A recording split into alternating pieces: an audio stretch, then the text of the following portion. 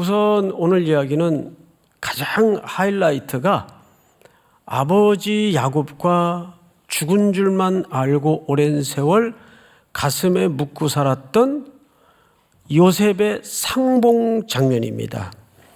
아마 사람이 살면서 겪을 수 있는 최고의 희열은 죽은 줄 알았던 피부치를 자식이면 자식이든지 또 부모면 부모든지 그 만나는 감격일 겁니다. 자, 이제 오늘 본문 첫째를 한번 보십시다. 28절을 보시면 야곱이 아버지죠. 유다를 요셉에게 미리 보내요. 자, 앞을 잠깐 보실까요? 여기서 아버지가 유다는 넷째 아들입니다. 위에는 레위, 시므온, 루벤이라는 장자가 있어요. 근데 이 아들들은 형구실도 못하고 장남구실도 안 됩니다. 요즘 윤리 기준으로도 너무 패역한 악한 짓을 했어요. 루벤은 첩이긴 하지만 아버지의 첩과 통간을 합니다. 그래서 매서운 저주를 받죠. 그래서 집안의 장자 역할을 못 받아요. 그리고 그 아래 위와 레위와 시므온은 여동생 건 때문에 참극을 벌이죠. 할례를 핑계로 세겜성에 쳐들어가서 완전히 피바다를 만들어요. 그래서 아버지에게 큰 일생의 위협을 남겨놓습니다. 그 다음이 유다예요. 그럼 유다는 그 아들보다 낫나? 별로 그렇지 않습니다. 성경을 이제 통섭적으로 보면 사실상 동생 요셉을 애굽에다가 팔아넘기자고 제안한 인물이 유다입니다. 그런데 참 인생이 아이러니인 게 그 유다가 지금 아버지와 요셉의 상봉을 위해서 중간자 역할을 해요. 이걸 우리 사자성어로 뭐라 그럽니까? 결자, 해지. 묶은 사람이 풀도록 하는 거예요. 그러니까 이런 그 역설, 아이러니가 성경에 굉장히 많아요. 자, 그래서 성경을 잘 보시면 28절 야곱이 유다를 요셉에게 미리 보내어 자기를 어디로 인도하게 하고 고센에 인도하게 부탁을 넣습니다. 자, 앞을 잠깐 보십시다. 이 고센이 굉장히 오늘 중요한 아젠다가 돼요. 고센은 애굽하면 역사 속에서 무슨 강이 제일 유명하죠? 나일강이에요. 근데 이 고센은 그 나일강 물줄기 가장 끄트머리에 지중해와 맞닿아 있어요. 바닷가 쪽과. 그래서 거기를 우리 역사 속의 지리를 배울 때 뭘로 불렀죠? 삼각주.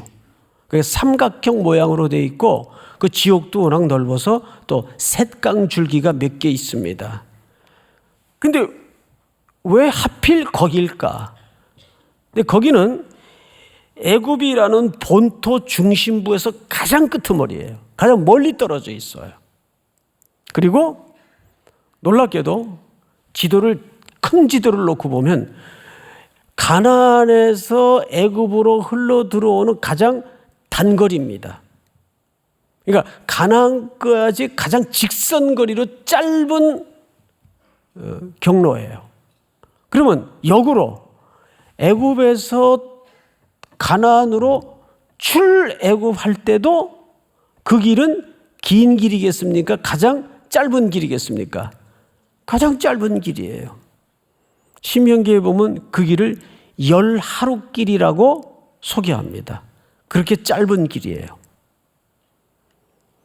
하나님은 이미 이 지명을 지명해 주시면서 여기에 담아진 의도는 뭘까요? 이미 여기서부터 이제 내 백성들이 지금은 정황상 아브라함에게 언약한 대로 애굽의 종살이를 통해서 한 400년 커다란 민족을 이룬 다음에 이들을 다시 어디로 돌려보낼 계획을 갖는 거죠? 약속의 땅 가나안으로 올려보낼 계획을 이 고센 땅에서 갖기 시작하는 겁니다. 그런데 보세요. 그 당시 이스라엘 백성들을 포함해서 야곱이고 요셉이고 그런 계획을 정확하게 알고 이런 행위를 했던 것은 아니에요. 그냥 그 당시에 직면한 현실적인 사안들을 열심히 풀어나가고 있어요. 자기 나름대로는. 그러면 이 고센 지역의 더 깊은 영적인 의미는 뭘까? 여러분, 이제 이들은 환난과 기근을 피해서 곡식이 애굽에만 있기 때문에 이제 아들 덕택으로 애굽에 내려와 살아야 돼요. 그게 현실입니다. 그런데 왜 이왕이면 수도권 중심부에 화려하고 뭐든지 할 수 있는 지역을 얼마든지 얻을 수 있고 택할 수 있었을 텐데 하필 가장 멀리 떨어진 고센 지역일까요? 여기에는 첫 번째 이유가 뭔지 아십니까? 애굽에 살게 되지만 애굽에 동화되어서는 안 된다는 정체성 문제 때문입니다. 나중에 보면 히브리 산파라든지 또 요셉이 죽은 다음에 그 유고를 애굽 땅에서 장사 지내지 않고 그냥 입관만 합니다. 나중에 그 본문을 보겠지만 지금 볼까요? 한번 성경을 띄워주세요. 창세기 50장. 요셉이 그의 형제들에게 이르되 나는 죽을 것이나 하나님이 당신들을 돌보시고 당신들을 이 땅에서 인도하여 내사 아브라함과 이삭과 야곱에게 맹세하신 땅에 이르게 하시리라 하고 25절 전체가 읽습니다. 시작. 요셉이 또 이스라엘 자손에게 맹세시켜 이르기를 하나님이 반드시 당신들을 돌보시리니 당신들은 여기서 내 해골을 메고 올라가겠다 하라 하였더라. 네, 자기의 유고를 메고 이 출애굽할 때 가나안 약속의 땅에 나를 함께 데리고 올라갈 것을 유언으로 명령합니다. 그리고 창세기 마지막 장 마지막 절이 뭘로 끝나는지 아세요? 요셉을 입관하였더라. 자, 여러분, 입관했다는 말은 장래가 마쳤다는 얘기입니까? 지금 중간 지점에 있다는 얘기입니까? 그렇죠. 장래가 안 끝난 거예요. 그래서 요셉의 장래는 가장 긴 장래가 됩니다. 언제 장래가 끝나죠? 여호수아서 24장에 보면 그들이 세겜 땅의 정복을 마치고 가나안 땅의 정복을 마치고 그제서야 요셉의 유고를 그 땅에다가 안장을 합니다. 장례를 치릅니다. 긴 가장 오래 걸린 장례예요. 그러면 이런 역사적 일들을 관통하는 중심 줄거리가 뭐냐면 아브라함에게 약속했던 언약을 이들이 붙들고 있었어요. 그들은 지금 시대적 정황 때문에 애굽에 내려와서 먹기 위해서 살기 위해서 거주할 수밖에 없었지만 고센 지역을 고집한 것은 가능하면 중심부와 멀리 떨어져서 정체성을 잃어버리지 말아야 되겠다. 우리는 애굽에 머물러 살지만 하나님의 백성이기 때문에 이 하나님에 대한 신앙과 정체성을 잃어버려서는 안 된다.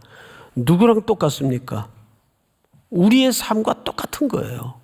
우리는 이 땅에 발을 딛고 매일 치열한 세상이라는 일터에서 캠퍼스에서 부닥치며 살아갈 수밖에 없지만 뭐가 흔들려서는 안 될까요? 정체성이 흔들려서는 안 되는 거예요. 그런데 나중에 이제 이 야곱의 가족이 바로를 만나게 됩니다. 그런데 요셉이 리허설을 시켜요. 그 리허설 장면을 한번 볼까요? 34절 한번 보십시다. 34절 제가 읽겠습니다.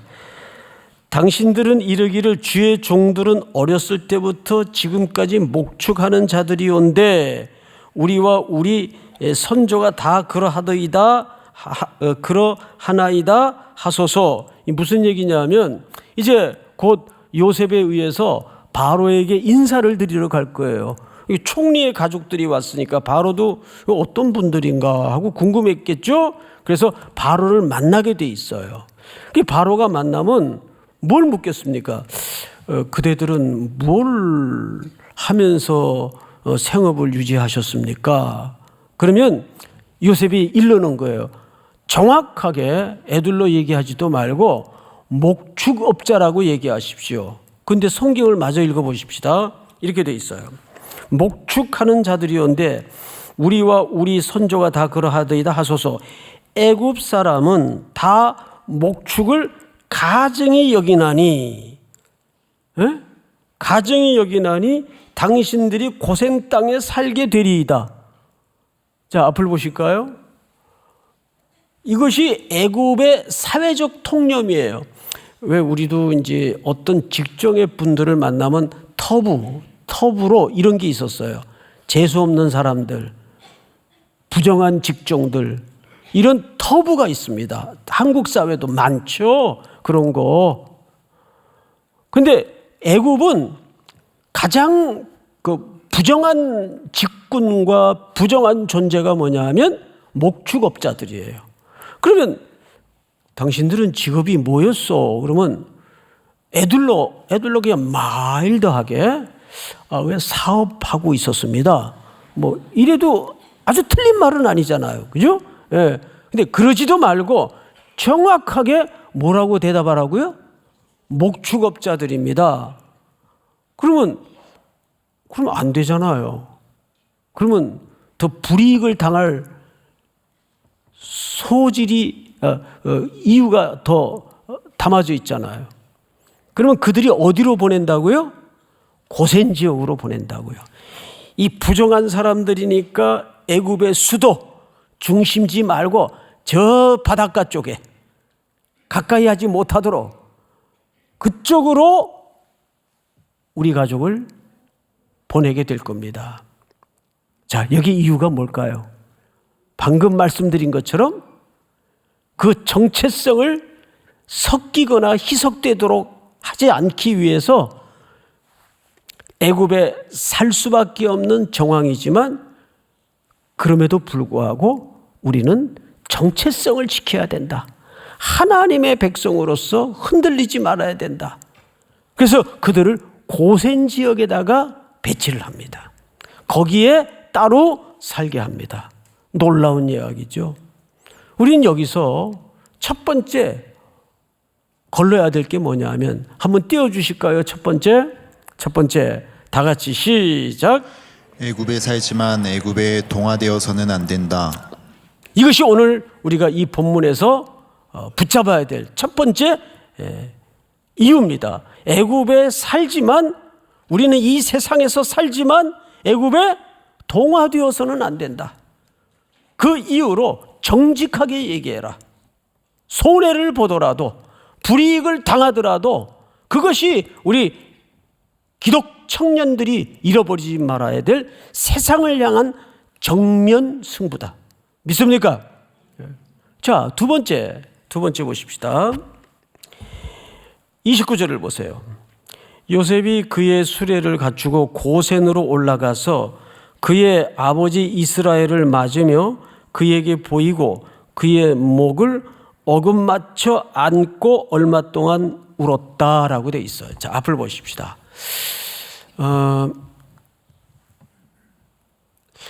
아마 성경에 기록된 장면 중에 이 대목은 가장 드라마틱하고 가장 감동적인 장면으로 기록이 됐어야 옳았어요.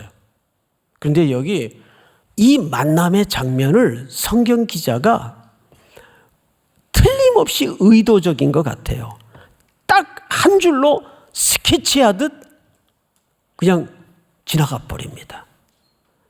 그 상봉의 그 가장 드라마틱 해야 될 그 상봉의 장면을 그냥 딱 어마어마한 방대한 소설을 논문 쓰듯이 딱 한 줄로 적듯이 지나가 버리고 말아요. 그리고 더 놀라운 것은 야곱이 울었다는 대목이 없어요.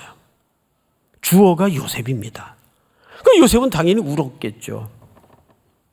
평생 못 볼 줄만 알았던 늙으신 아버님을 허옇게 변한 아버님의 얼굴을 뵈니까 요셉은 당연히 지난 세월이 다시 회상이 되면서 울음이 터졌겠죠. 근데 야곱이 울었다는 기록이 없어요. 늙으면 눈물이 없어지나요? 없어지는 게 아니라 이런 말 들어보셨죠? 이제 흘릴 눈물도 없다. 무슨 소리인지 알겠어요? 흘릴 눈물도 없다. 그 정도 연세를 살다 보면 야곱만큼의 세월을 이구지구 가다 보면 오만 바람과 오해와 슬픔과 고통과 자기 좌절을 많이 겪습니다. 저도 마찬가지고. 그러다 보면 우리 가슴 한복판에 그 모든 지난하고 고단한 세월을 감내해낸 용량이 생깁니다. 그래서 웬만한 기쁨, 웬만한 슬픔 앞에서도 그냥 슬그머니 그냥 한번 이렇게 쓱 미소 한번 지우고 끝나요. 그렇게 미치도록 기쁜 것도 없어지고 미치도록 슬픈 것도 없어져요. 그렇더라고요, 보니까. 야곱이 울지 않았다는 것은 더 큰 얘기를 하는 겁니다. 왜 우리 이렇잖아. 말을 해서 메시지가 되는 것도 있지만 말하지 않음으로 더 큰 이야기를 할 때가 있잖아요. 이걸 문학적 방법이라고 하죠. 그런 경우가 있어요. 오히려 이 가장 드라마틱해야 될 야곱과 요셉의 만남을 한 줄로 스케치하듯 논문 쓰듯 처리해버리고 그리고 아버지의 눈물을 생략한 성경 기자의 의도는 뭘까요? 바로 그런 겁니다. 여기에는 야곱의 인생을 총칭해서 어마어마한 이야기가 담아져 있다는 것을 말하는 겁니다.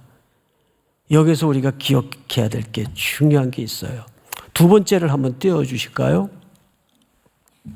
한 개인과 가정사를 하나님은 누구의 서사로 바꾸시죠? 그렇습니다.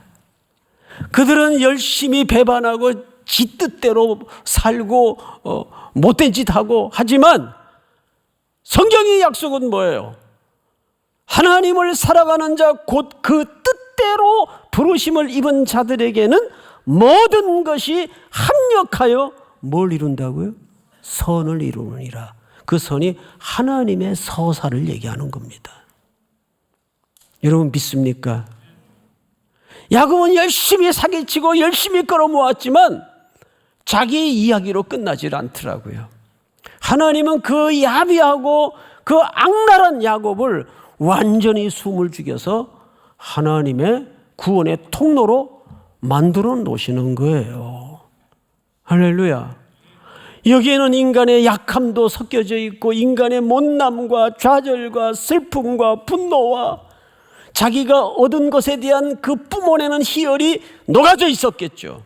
그런데 자기 몫이 되질 않아요. 여러분 야곱이 하란에서 살한 삶의 문장을 두 문장으로 성경은 소개했죠.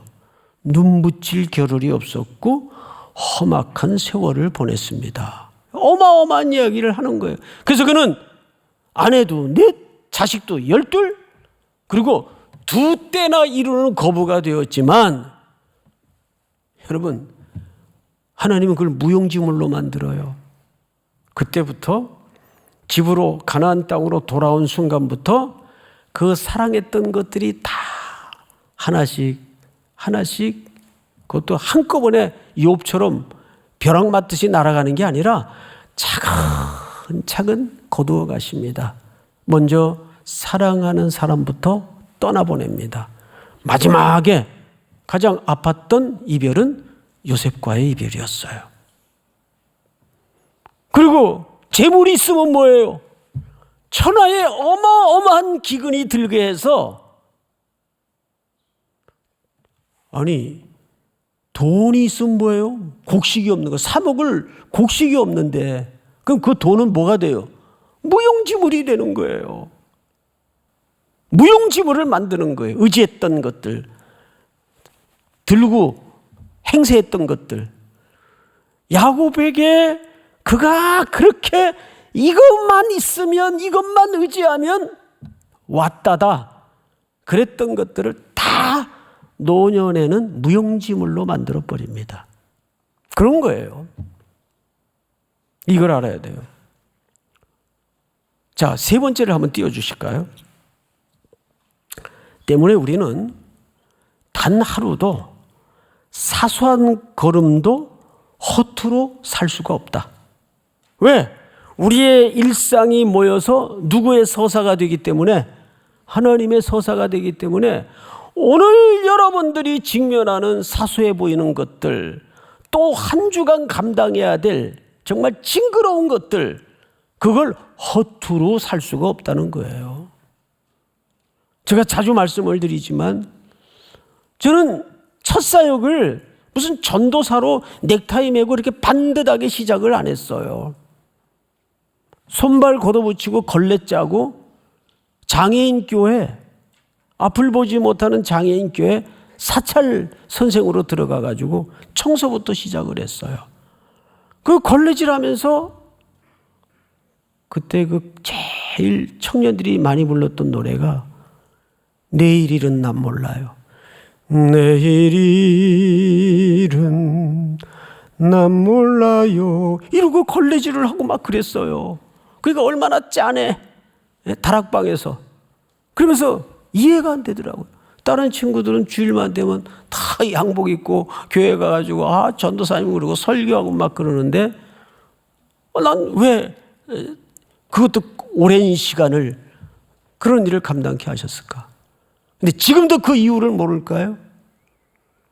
저는 본성이 교만한 소질이 있어서 그때 그런 끔찍한, 지금은 끔찍한 시간이 아니겠지만 그런 시간이 없었다면 인간에 대한 이해도 갖지를 못했겠고, 지가 잘나서 사역하는 줄 알았겠고, 또 특별히 약자의 왜 눈을 열어야 되는가에 대한 이해도 부족했겠고, 사랑구실 못했을 것 같아요.